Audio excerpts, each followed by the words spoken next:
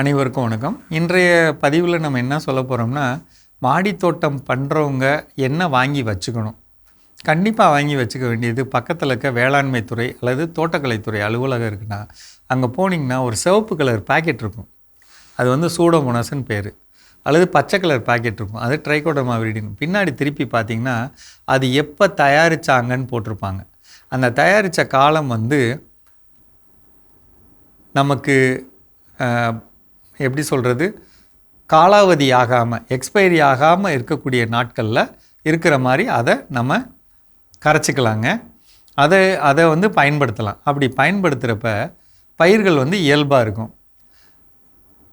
நம்ம இந்த விஷயத்தை பலமுறை சொல்கிறோம்.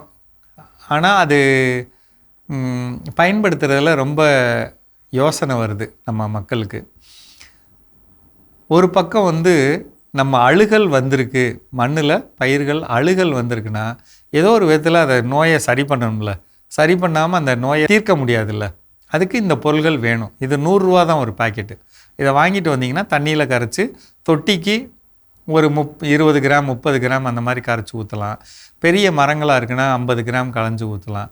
அப்படி கரைச்சி ஊற்றுறது ரொம்ப முக்கியங்க. அப்படி ஊற்றுறப்ப நம்ம பயிர்களை நம்ம பல்வேறு நோய்கள்லேருந்து காப்பாற்றிக்க முடியும். அதனால் தயவுசெய்து இதை வாங்கி வைங்க. ஒருவேளை நீங்கள் வந்து பக்கத்தில் கிடைக்கிற இடத்துல திரவமாக தான் கிடைக்கிது அப்படின்னா, அரை லிட்டராக கிடைக்குமான்னு பாருங்கள். இல்லை 1 லிட்டரு தான் கிடைக்கிது அப்படின்னு சொன்னால் அதை வாங்கிட்டு வந்தால் 50 லிட்டரில் 1 லிட்டர் கலந்து வச்சுக்கலாம். ஆனால் அதை வந்து எவ்வளோ தேவையோ அவ்வளோ பயன்படுத்தினது போக மிச்சத்தை ஒரு இடத்துல வச்சுருக்கணும்.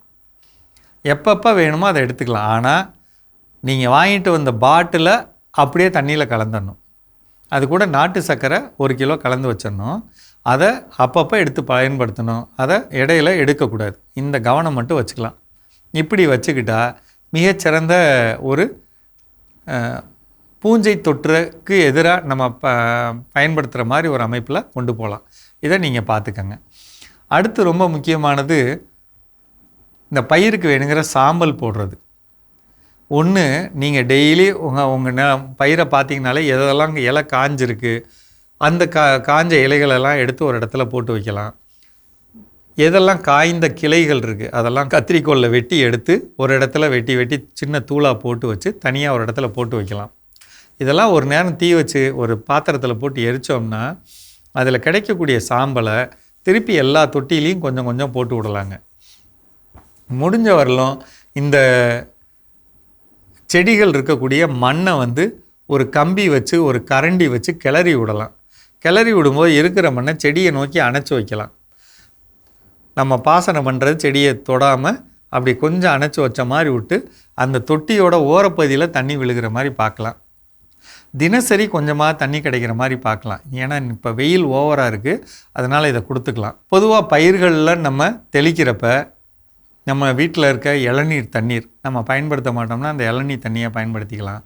இந்த வாழைப்பழத்தோட தோல் இருக்கு இல்லைங்களா, அதை வந்து ஒரு பாத்திரத்தில் போட்டு வச்சோம்னா அது ரொம்ப உபயோகமாக இருக்கும்.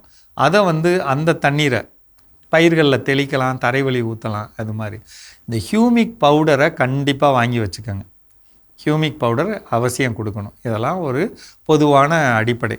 இப்போ நம்ம புதுசாக மண் கலவை தயார் பண்ணணும் அப்படின்னு நினச்சாலுமே எந்த வகை மண் கொண்டு வந்தாலும் சரி, அந்த மண்ணோட கண்டிப்பாக வேப்பம் புண்ணாக்கும் மக்கின சாணமும் பயன்படுத்தணும். அந்த மக்கின சாணம் ஒரு வேளை இல்லைன்னா நீங்கள் ஹியூமிக் பவுடர் தான் பயன்படுத்தணும். ஹியூமிக் பவுடரை போட்டு கலந்து அதை பெரட்டி வச்ச மண்ணில் நீங்கள் எதுனாலும் கொண்டுட்டு வாங்க. முக்கியமாக கீரை மாதிரி பயிர்கள் உருவாக்கணும்னா அந்த மண்ணில் நல்ல சத்து இருக்கணுங்க.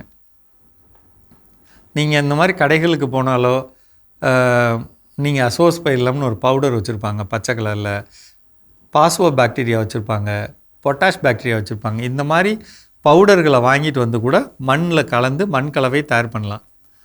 ஹியூமிக் பவுடர் கண்டிப்பாக இருக்கணும்.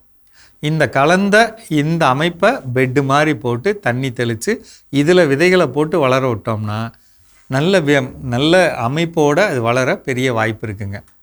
இதில் தான் நான் வந்து என்ன சொல்கிறேன், நீங்கள் அந்த முட்டைத்தூளை போட்டுக்கோங்க, சாம்பல் போடணுங்க, அதே மாதிரி இந்த அரிசி கழுவுன தண்ணி ஊற்றணும். இதெல்லாம் நான் சொன்னதெல்லாம் இதுக்காக தான்.